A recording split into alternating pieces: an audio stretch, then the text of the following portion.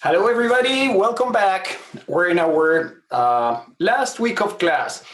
And what we're going to see today, I was hoping to do over the Easter break, but it's a break we had that we didn't used to have in previous years. So we're going to discuss today boiling and condensation. It's not going to be in our exams, and it's not part of our assignment. So let's, for a change, and just for today, learn something just because it's cool to learn. And I promise you, it's super cool. We're gonna go more or less quick over this because, again, for some people, this is their whole life. We're gonna do one lecture, but it's going to be an insightful lecture. The handout is already uploaded, and but what I'm gonna do is go over the slides, which I think is going to be a lot simpler to follow, and it will give me a chance to show you some videos too. Let's start with one. Start with this one here.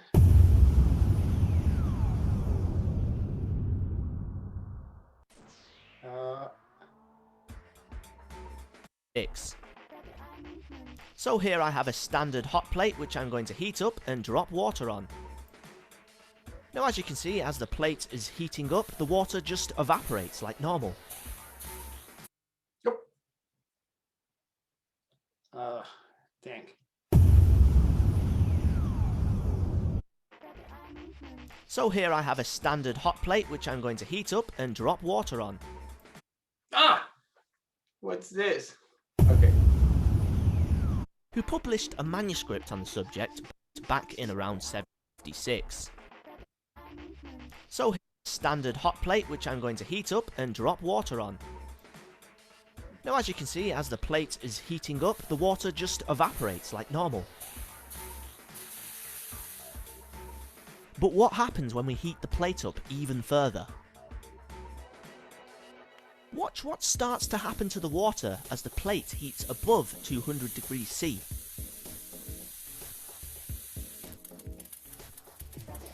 Interesting. I am sure you have Water seen starts this acting in a happening. rather bizarre way. It's just rolling and bouncing around the plate. Why isn't it evaporating? Well, the Leidenfrost effect occurs. All right. So I am sure you might have seen things like this before, because often when we have a pan that is too hot, that's what happens. So that's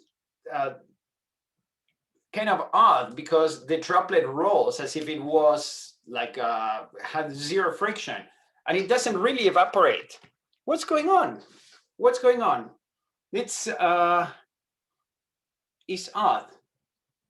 but has technical implications. So let's discuss this. Let's make sense out of this. And with this, we're going to learn about boilers and condensers and lots of things. Of course, very quickly, but we will. Let's start with this. If we talk about boiling, and it will be, if we talk about boiling, when we define a convection coefficient H, which is now is not really convection, is something that has an expression similar to convection, but now we don't talk about boundary layers anymore. But we're gonna say that the heat flux is H times some sort of delta T. What the delta T is matters. For example, for convection, in external flows, delta T is temperature of the surface minus temperature of the fluid outside, or maybe the other way around. But are those two temperatures the ones that matter? In the case of boiling, we do temperature of the surface minus saturation temperature, not temperature of the fluid outside. So when we talk about boiling in water at atmospheric pressure, this is going to be temperature of the surface minus 100 degrees C. right? I'm not going to ask what temperature the water is. And of course, we know that water boils at 100 degrees C, so it's never going to be too far from 100 degrees C. But for example, I can have a super hot surface and water at 20 C, and something's going to boil next to the surface. Or I can have the water that is gathering heat because it cannot evaporate everything instantly. In either case, the temperature of the fluid far from the wall is not 100 degrees, it's something else. Can be higher, can be lower. But our correlations are going to be based on 100 degrees and the surface temperature. So that's one thing. So let's talk some more about boiling, and then I'll touch briefly on condensation towards the end of today. So let's talk about boiling modes according to two things. One will be according to fluid motion. And one of those will be called pool boiling. That is essentially the equivalent of natural convection. For example, when you're boiling pasta, that's pool boiling. And forced convection cooling. And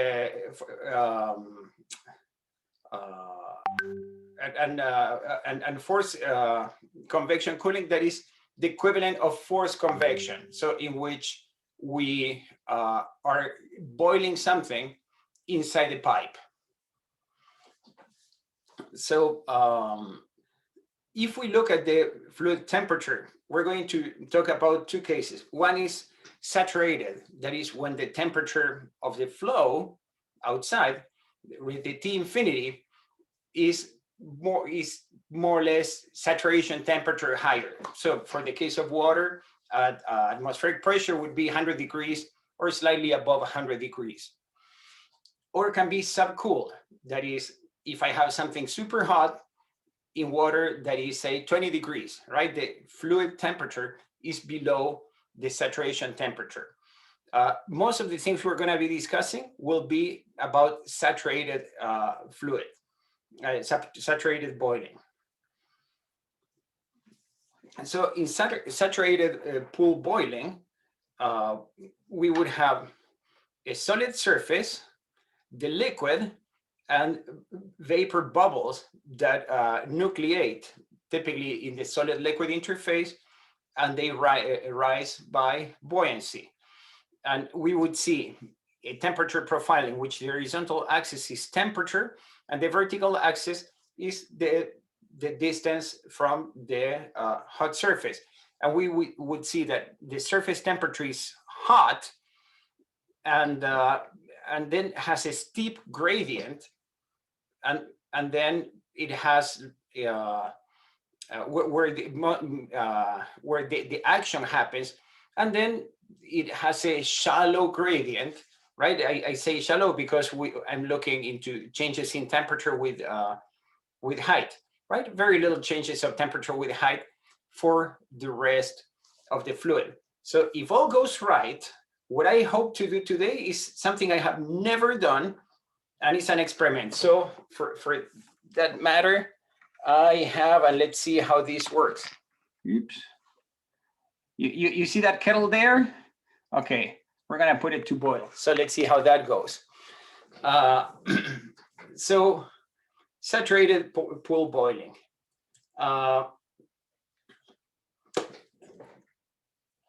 Let's get technical about this boiling, which we are going to see in the kettle.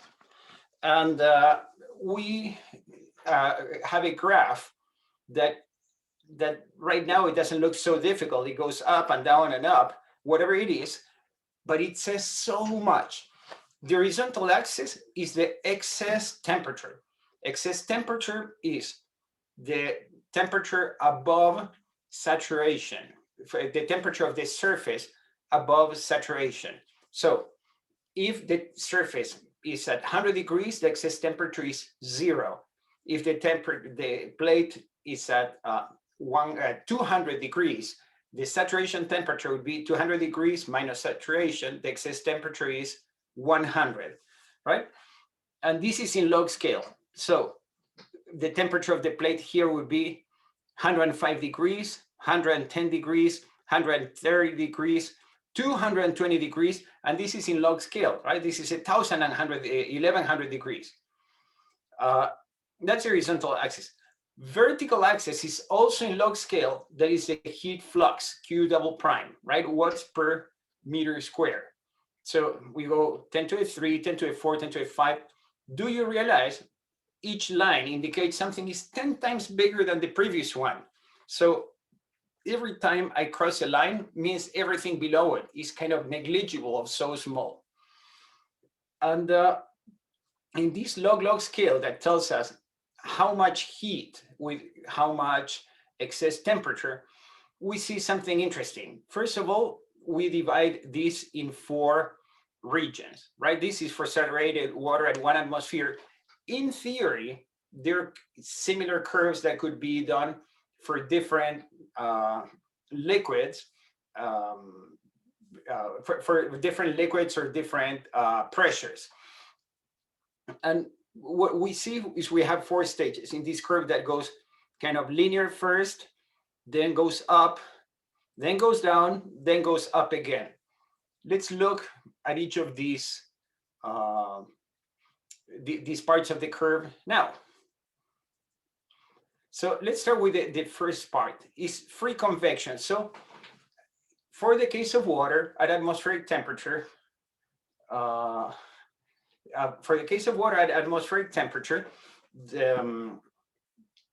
if we are we have more or less 5 degrees of excess temperature. That would be if the surface of the plate is at 100 and so by surface of the plate I'm talking this surface of the plate here is at 100 up to 105 degrees.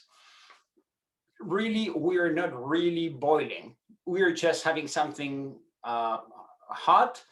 And in that case, we would use the correlations for natural convection, which are part of the topic of the quiz this evening, right? Natural convection. And we would have, for example, for the case of the kettle, we would have a flat surface, right? And that is a hot flat surface on top of a colder fluid. This part here, between this straight line up to point A, we got it. That's all about the Rayleigh number and those things we know. But things get interesting if we get beyond more or less 5 degrees of excess temperature. So once the plate reaches 105 degrees and the higher, what do we see? What everybody knows. We see bubbles, right? And if we start to see bubbles and the bubbles come out, and if we keep increasing the temperature, we start to see like jets, and we see a very intense boiling. So up to more or less 110 degrees of plate temperature, say 10 degrees of excess temperature, we have bubbles. Above that, we have this, what is called the nucleate boiling, into which nucleate is all this. We go from bubbles into jets, right? That looks like streams of bubbles. So at this point, the heat transfer is very enhanced. Why? Well, we know that in addition to the heat transfer by conduction, we have heat transfer by advection. In the case of natural convection here, buoyancy of hot liquid and cold liquid cause this motion that enhances heat transfer. However, when we have bubbles and then we have jets, those bubbles and jets create motion of the fluid that makes advection and help the heat transfer, moving heat from one place to the other just by motion. And it gets to this point into which we reach a maximum amount of heat, right? We reach a maximum amount of heat transfer.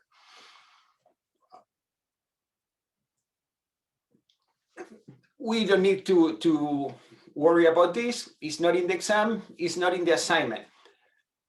But the people, again, some poor souls spend 4 years of their life measuring boiling things, and they got a formula for what the heat transfer would be, right? This Q double prime as a function of the excess temperature. So it says essentially no excess temperature, no heat transfer, but as the excess temperature increases, the heat transfer increases with the cube of it. And what we get to see here is, yeah, this looks like a fairly a curve with quite a bit of curvature here. And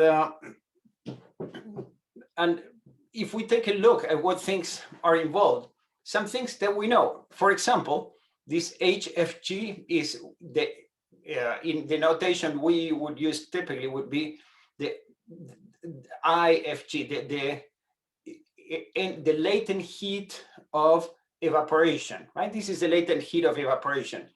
The Prandtl number, as we have seen so many times, right? This C is empirical, but here we have the specific heat of the liquid. And here we have something very interesting. Here we have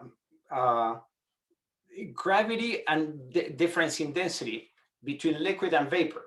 So if the heat transfer is enhanced because of the motion of the bubbles, the bigger the difference in density between bubble and liquid, the stronger this advection motion is going to be. We get to see this here. And here we have sigma. Sigma is the surface tension between water, liquid, and vapor. And why does this appear here? Well, sigma is a proxy for droplet size. High surface tension would give us smaller droplets. Low surface tension would give us bigger droplets, right? This is quite interesting. And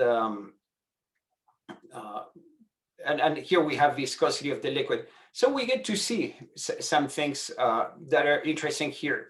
We don't need to worry about using this formula, but let's know that in these curves here, we know how to go through this line.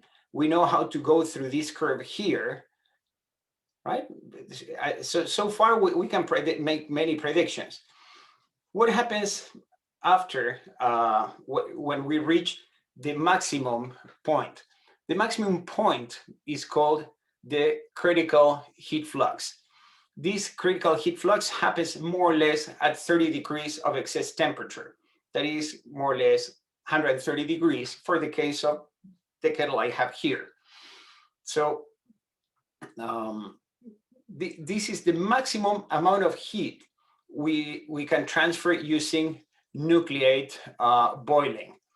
Now, if you see something interesting, if I were to be putting heat into the system, if my input is heat, if I put this amount of heat, I get this amount of excess temperature. I can increase the heat by a factor of 10 to the 3 to 10 to the 4, and I would get, I don't know, 6 degrees or something, right, of excess temperature. I can increase my heat transfer by a factor, the amount of heat I put, by a factor of 100, one order of magnitude, another order of magnitude, and we would have an excess temperature of 10 degrees. Not a big deal. I won't move from 100 degrees to 110 degrees. I can handle it. But look at this. If I keep playing that game and I increase my my heat transfer, I increase my heat input up to this point, I would have a surface at 130 degrees. No problem. 130 degrees, my kettle can handle it. If I were to put a resistor that is bigger and I say I'm going to make my tea faster, I might be putting a amount of heat that is above this maximum. Look at what happens. If I'm above this maximum, all of a sudden, my corresponding excess temperature, and this is log scale, is not anymore 30 degrees or whatever little numbers would be. Now we're above 1,000 degrees. Well, my kettle cannot take 1,000 degrees. 1,000 degrees is something glowing white hot, right? This is a very interesting thing. So above this point, any more heat we put would come with an enormous amount of superheat. Why? Let's look at it. So, oh, by the way, another formula we don't need to worry about, but I wanted to include here so you know that we have the power of making calculations, of making engineering predictions. And this says what the maximum value we have. If we design, for example, let's go back to this. This formula I just showed you gives us the value of this maximum amount of heat transfer. If I design a heat exchanger that is a boiler, I know that I can put this amount of heat and I'm going to have these amounts of heat, 10 to the 4, 10 to the 5th, 10 to the 6th, and I'm going to have a superheat of an excess temperature of the order of 30 degrees. My steel, instead of being at 100 degrees, will be at 130. I can take it. I'm a happy guy. If by mistake we design our boiler to be above this temperature, and this doesn't mean as an average, if locally, right, when we remember the average convection coefficient and the local convection coefficient, if locally I exceed this value, that part is not going to be at 135 degrees. No, it's going to be at 1100 degrees. My steel is not happy anymore, right? Some alloys might even melt out, right? And this is way more than 1,000 degrees. I'm going to show you more details soon. So it's very important that we do not exceed this value. And this formula we have here tells us what that value is, give or take, because these formulas for boiling are very affected by things like impurities and very affected by surface irregularities. So if we ever use this formula, we need to test things for the operation conditions first. And we should have a good margin of safety.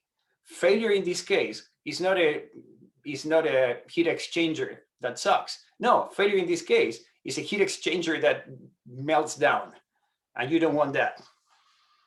All right, let's talk a little bit more about what happens in this jump.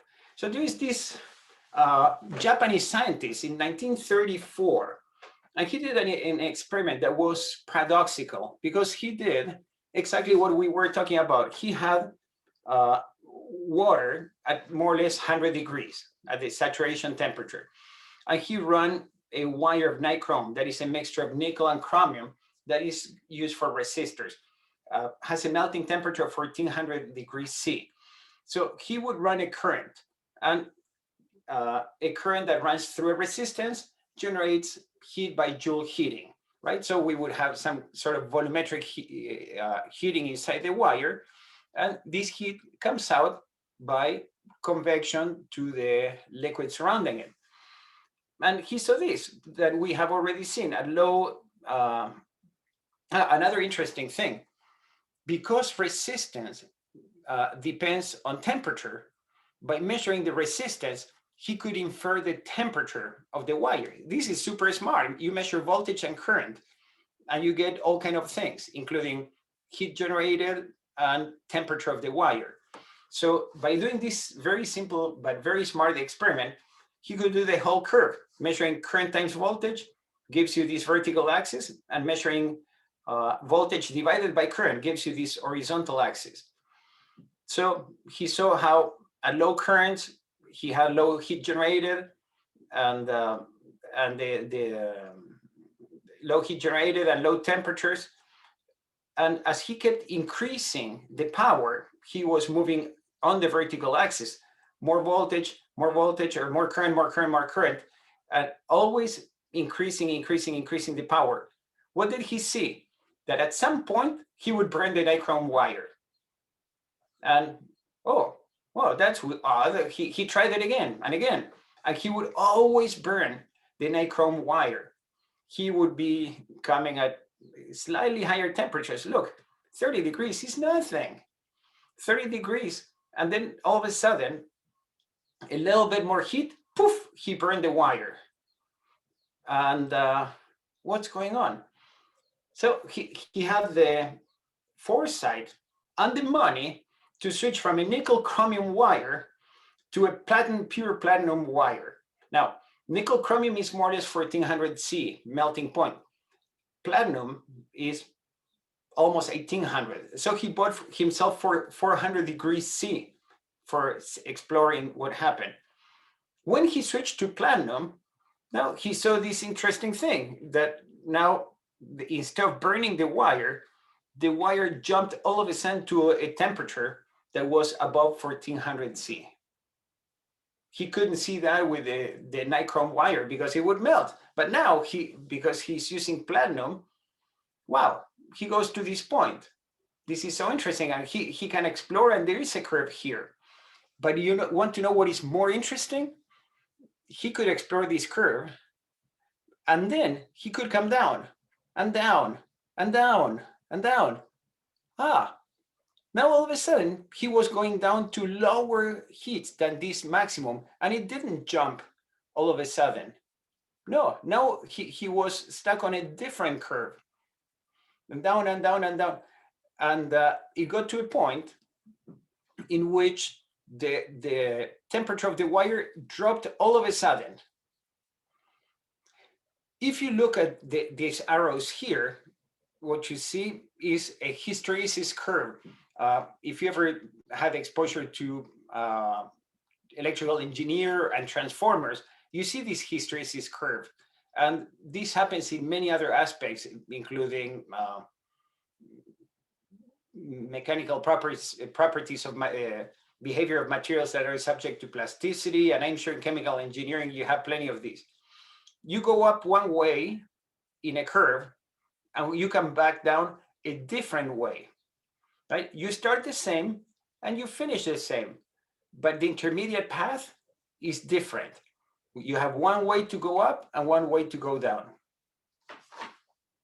Why?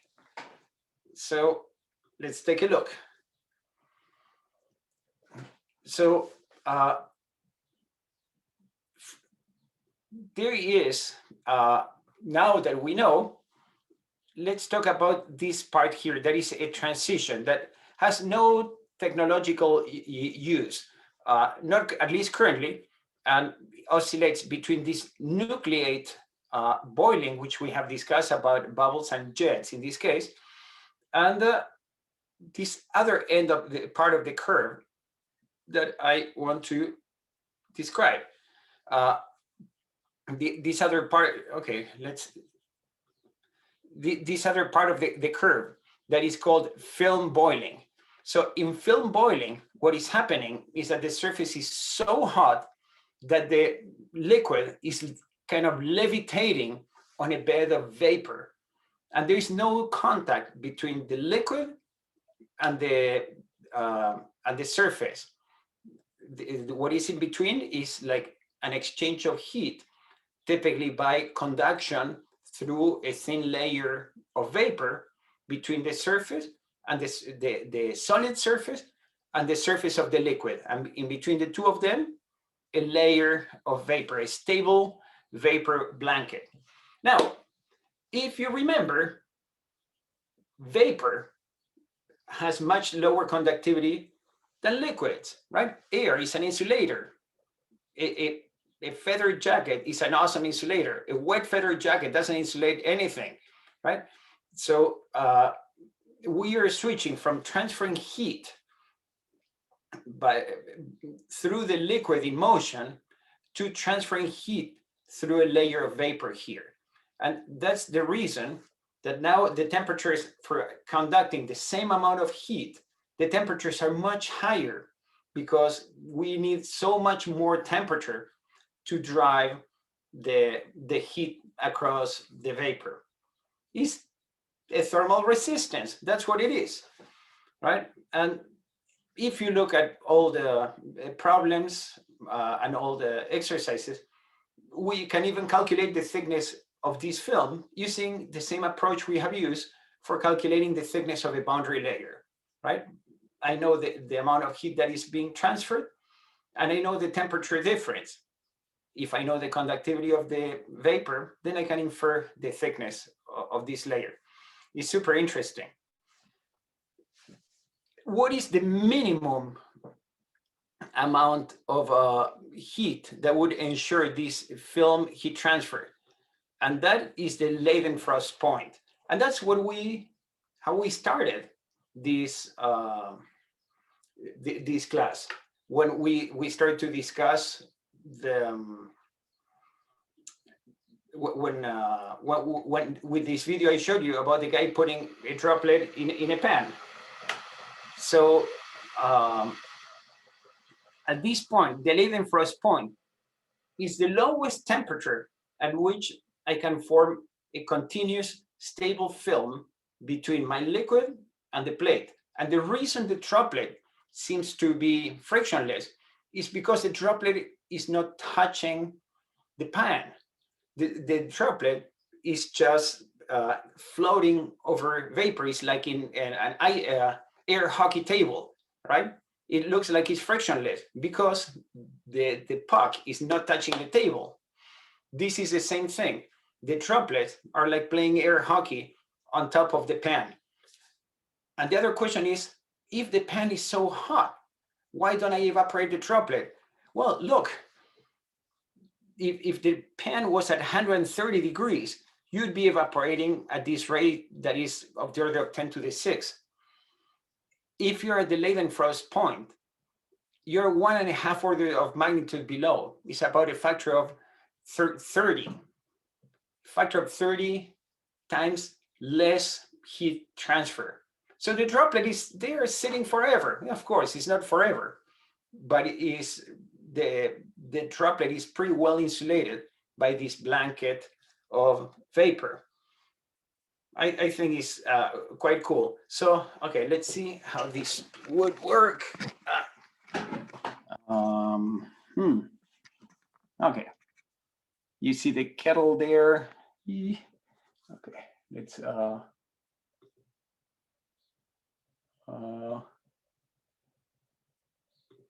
okay, I think this is going to be much better.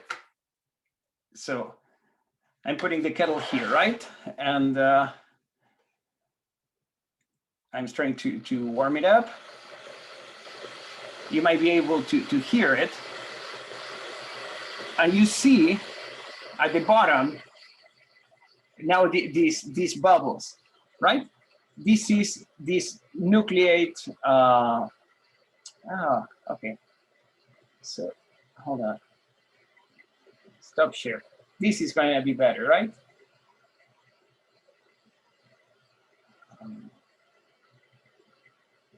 So you see the bubbles at the bottom.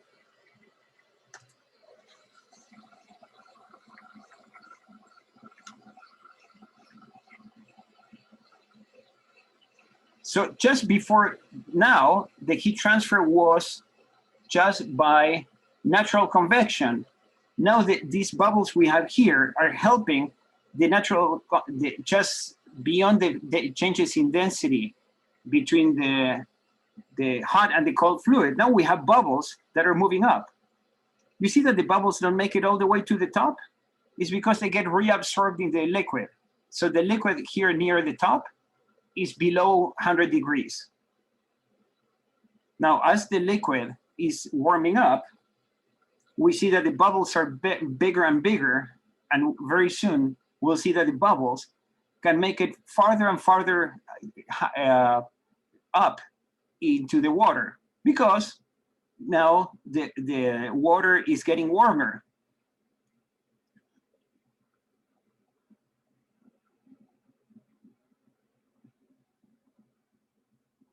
Look, you see how the bubbles are coming higher and higher? And now what you see is that the bubbles start to coalesce and they create jets. And now the thing is getting pretty intense. Right? Now, where the fluid here is reaching 100 degrees, perhaps a little bit more.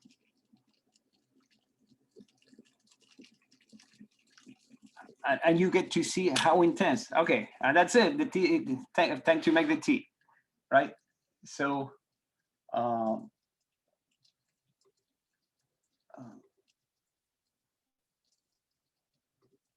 okay. Oh, okay, here we go.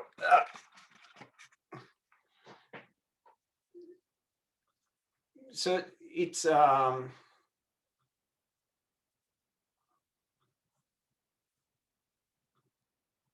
okay. So what we did in this experiment is we started before any bubbles in free convection, natural convection, which you know, and then we start to have the first bubbles, right? We start to nucleate the first bubbles, and we started to move up this point here, and for which we also have a formula we're not going to worry about, but you have it, right? And the book also has references where you can find more things like those.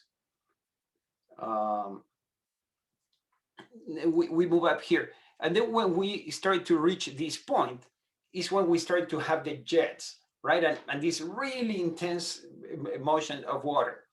Now, my kettle gets up to this point more or less, as it should,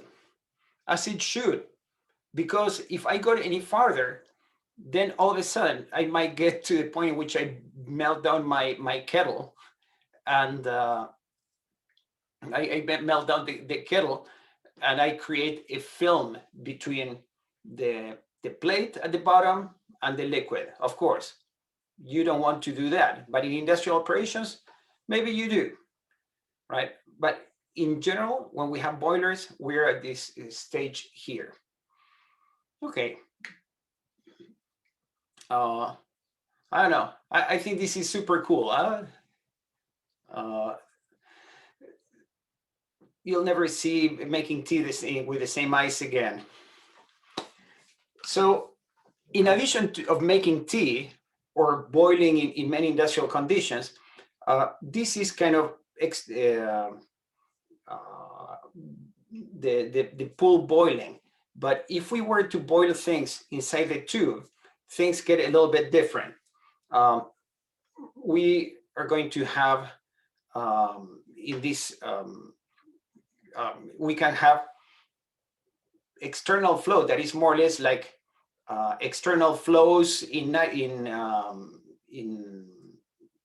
external flows in when we study convection, or internal flows, right? And in this case, it's two-phase flow in which we have water, liquid and vapor together. So I'll discuss this only briefly later, but I'm gonna start discussing the two-phase flow the internal two-phase flow that is in pipes. And here we have this schematic, and this schematic is to some extent quite intuitive, but has similar features than what we have seen before for pool boiling. So we start with a liquid, then a little bit of bubbles, bigger bubbles, and eventually we would evaporate everything. And here on the right, we have the convection coefficient. This is, again, the convection coefficient is horizontal, and what we see vertical is position in the pipe that corresponds to this schematic.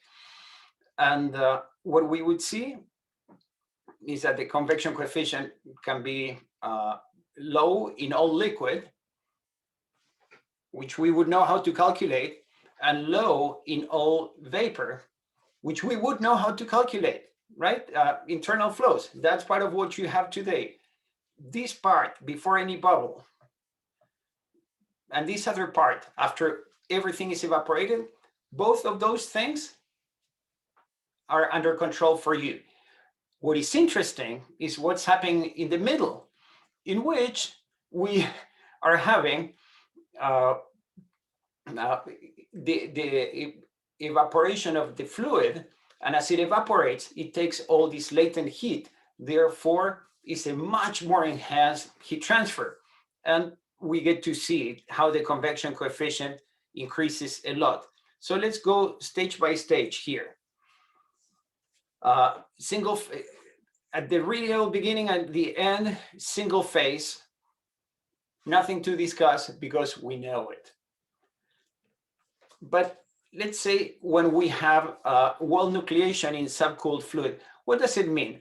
It means that the fluid, the mean temperature, is below, let's say, is water at atmospheric pressure. So just to have as a reference, can be many other things. But if it was water at atmospheric pressure, the water would be below 100 degrees. But the wall would be above 100 degrees.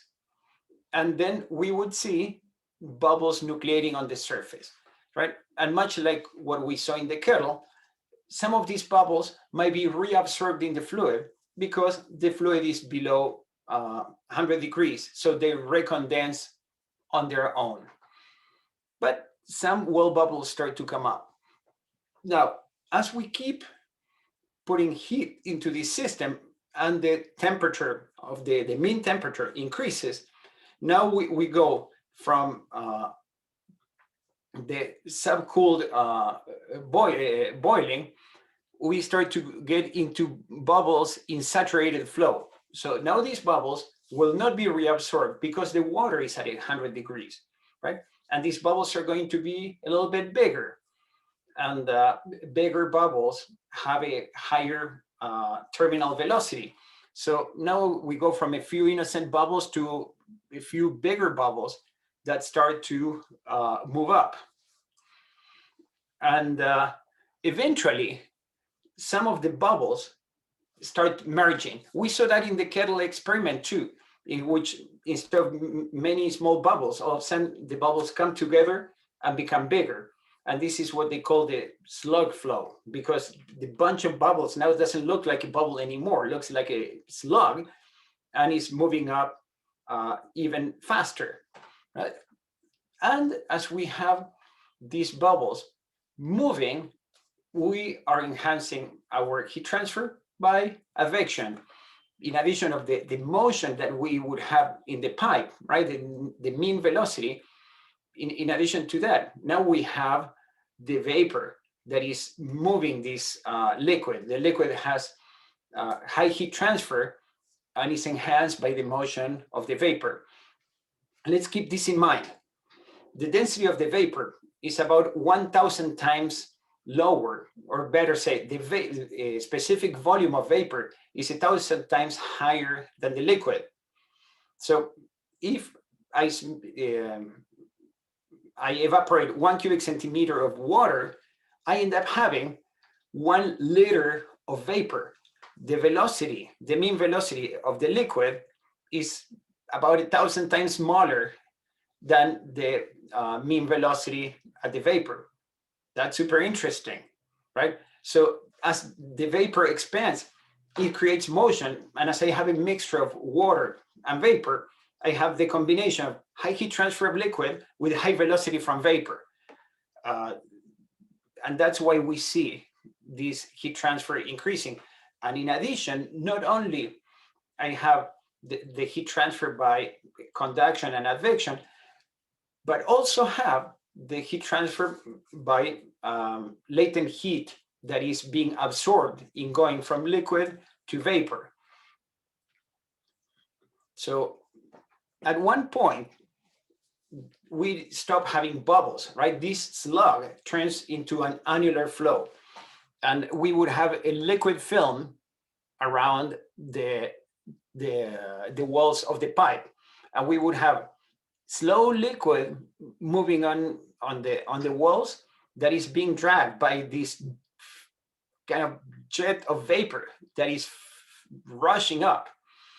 Right? Now we're approaching the maximum heat transfer, and the maximum heat transfer happens when we start to have some like dry spots in the annular flow, and we got to the point in which we're evaporating. Just when we start having dry spots in annular flow is when we're evaporating the maximum amount of water and the highest heat transfer coefficient. After that, we have very little liquid, and what is happening is the little liquid is carried by the vapor in the form of a mist, of small droplets. Eventually, those droplets in contact with the vapor, completely vaporized, and we end up having just vapor, right? In this part here, we would have all vapor, and we go back to what we know. But look, here, our heat transfer coefficient is very high, which means we could be having really intense, for example, we could have a burner, a really intense burner, and we would be okay. If we put that same amount of heat flux in the pure vapor or in the pure liquid, we might create a mess because the system cannot take it, and such amount of heat transfer might end up with overheating the wall of the pipe. And going back to what we already discussed, we might end up melting the pipe. This is pretty cool. About external flows, now I'm not talking about a pipe, but I'm talking about the boiling in external flows. We can enhance the boiling and therefore the heat transfer coefficient by having surface effects. For example, texturing surfaces, very rough surfaces, or surfaces that are textured to create pores. Why does this work? Nucleating a bubble, the Matties would know this for sure. I believe in the chemists and petroleum guys too. Nucleating a bubble takes an amount of interface energy between the solid and the liquid. So it's difficult to nucleate bubbles because we need to create this surface. But if I have an irregularity, I can create this bubble with a minimum amount of interface. For example, if you have this crevice here, you would see you can have all this vapor down here, but the solid liquid interface would be relatively small. So it's easy to nucleate. All this comes with a lot of math, but the intuition is there. That is the reason why, if you paid attention to the kettle, you would have seen that the bubble started in a part that was rough at the bottom. And if you pour beer in a glass or pour champagne, you're gonna see that the bubbles come out of tiny imperfections in the glass. And this is this effect of having a crevice. What they are trying to manufacture now, to increase the boiling, to lower as low as possible the nucleate boiling stages, right? This would not make any sense if we have film boiling, because in film boiling, we don't have any more a problem of nucleation. We just have a surface of liquid that is being evaporated. But when we are in the nucleate boiling, which is typically where we want to be, this type of technologies help enhance the boiling.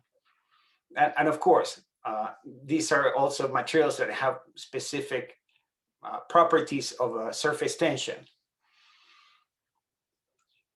I have 1 minute, and I'll tell you something about condensation.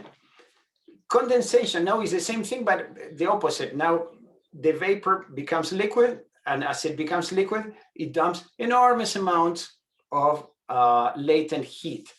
So we have surface condensation. That is what happens on the mirror of your bathroom after a shower, right? You see it all condensed.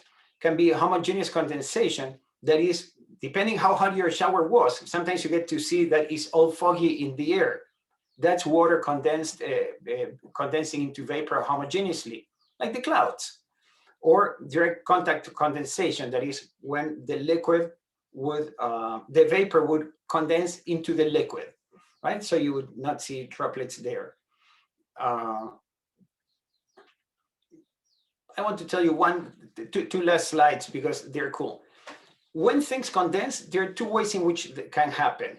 And this way actually are things that you might have be familiar. One is as a film. So you condense, condense, condense, and when you condense enough, it starts to flow down like a waterfall. But you can treat the surface with non-wetting coatings, and then instead of like creating a film, you would have a drop condensation, and the drops can roll down. The amount of heat transfer between the drops and the film is much higher for the drop because you're never building this kind of boundary layer. You're familiar with this because you might have put Windex in your car to prevent fogging, or when you go skiing. What you're doing in those cases is trying to create this dropwise condensation instead of this film condensation, right?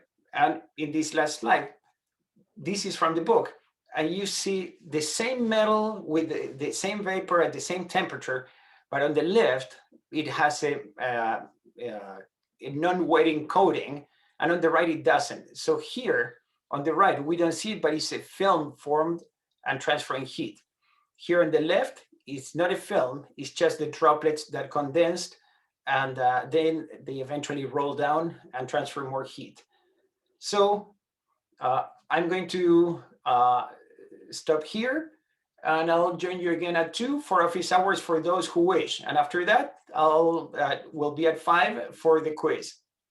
Thanks, everybody.